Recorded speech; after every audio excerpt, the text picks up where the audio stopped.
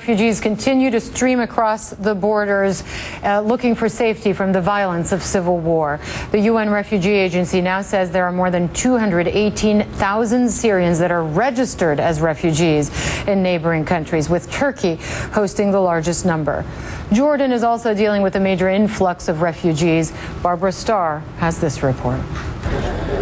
The UN envoy for Syria, Lakhdar Brahimi, arrived at the Al-Zatri refugee camp in next-door Jordan to see the grim conditions facing those who have escaped Bashar al-Assad's regime.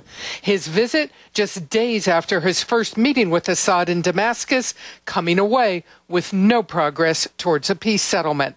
But time and space may be running out for the Syrian refugees here. CNN went to the Al-Zatri camp in northern Jordan last month, just days after it opened. There are already more than 2,000 Syrians trying to survive the non-stop wind and dust storms.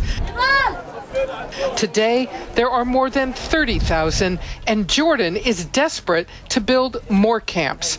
Jafar Abed Hassan, Jordan's Minister of Planning, came to Washington seeking more humanitarian aid as soon as possible. Within the next 30-40 days, because that's when we believe the number of Syrians fleeing or coming in, according to the current trends that we are seeing, will hit that capacity.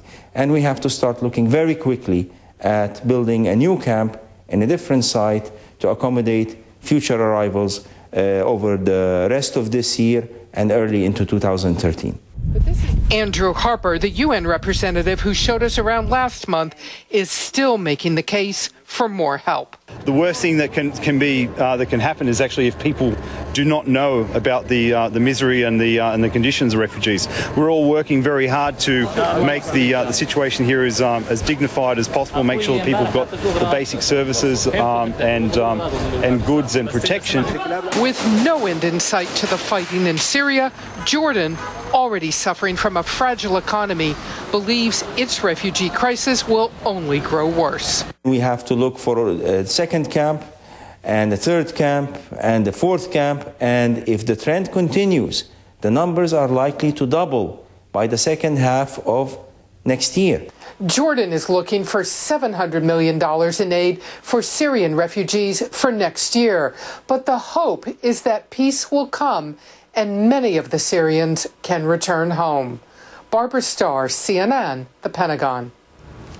Syrian refugees are streaming across the border into Turkey as well. Some reports say there are approximately 80,000 Syrian refugees registered there. That is putting pressure on Turkey, on Ankara, to take a stronger stance against the Syrian government. There is a Turkish Humanitarian Relief Foundation operating on the front lines of the conflict, the IHH. It made its name, or I guess it was known to the world a couple of years ago when it organized the Gaza Flotilla. We're going to bring in Durmus Aydin, who's the foreign relations officer for the group. He's at CNN Istanbul. Thanks for joining us, Durmus, from Istanbul. What is the Humanitarian Relief Foundation doing exactly when it comes to Syrian refugees and Syrians in need? Yeah, thank you very much.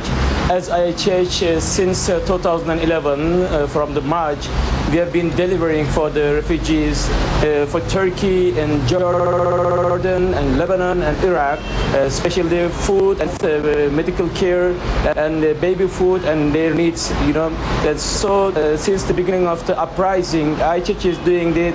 It's best to help those refugees who came to Turkey, to Iraq and other countries. We at the moment in Turkey, more than 80,000 refugees, and their needs are huge. And also in Jordan and Lebanon, the numbers of the refugees are day by day increasing. Yeah. At the moment, our teams they are working inside the Turkey, and then they're working also in Aleppo, in Hama and Idlib. You know, we have a mobile clinic. So you're saying the IHH is going across the border into Syria, actually into Syrian territory? Yes, now we are doing our humanitarian aid work in Aleppo, in Hama and Idlib, and also we are carrying out programs in Antakya, in Gaziantep, in Kilis and other cities. Especially we are trying to do our best, especially for the mobile clinics, and we are doing our best for the mobile kitchen, for the fresh food for the refugees. Let me ask you about sort of what some people are saying is, you know, the politicization of all of this, that you were associated with the Gaza flotilla in 2010, you sent them Avi Marmara, it led to the deaths of some of your compatriots. There are reports also that you are given preferential treatment by the Turkish government inside these camps. Is that the case? No, you know, we are just busy with the humanitarian work, you know. As what we have done in Gaza, we have done the same one for the Syrian refugees in Syria and other countries. You see, nothing else. There is a manipulation and speculation regarding some other issues, but we as IHH we are doing our best to give and supply to those needs in those refugee camps and other cities. These are the rest of the stories are all of them are manipulation, and they are not showing the true story of what's happening there. Okay, so it is not the case that, for instance, your organization is given more access to some of the refugees than others. You're saying that is all untrue. No, you know, we as IHH, what we are doing is in those cities, in those countries, as you know, the United Nations and other international communities show that the situation of the refugees day by day getting worse, you know. So what we are doing is, since the beginning of the uprising, we are you know, just delivering the food aid, baby food and tents and medical supplies for those refugees, nothing else. And this is the humanitarian work of IHH. Well, what is your motivation? What is the group's motivation particularly to help Syrians right now? We saw in some of the border areas in Turkey, some people weren't so welcoming of Syrian refugees. But what is your motivation? You know, our motivation is being a human being, nothing else. Our motivation is being a human being.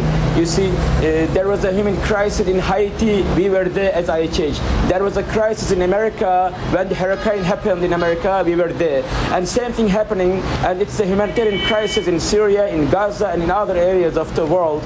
We, as showing our humanity, to show our support for those people who are victimized by the regimes or victimized by the disasters. Thank you very much for joining us from Istanbul, Durmus Aydin of the Humanitarian Relief Foundation. Thank you.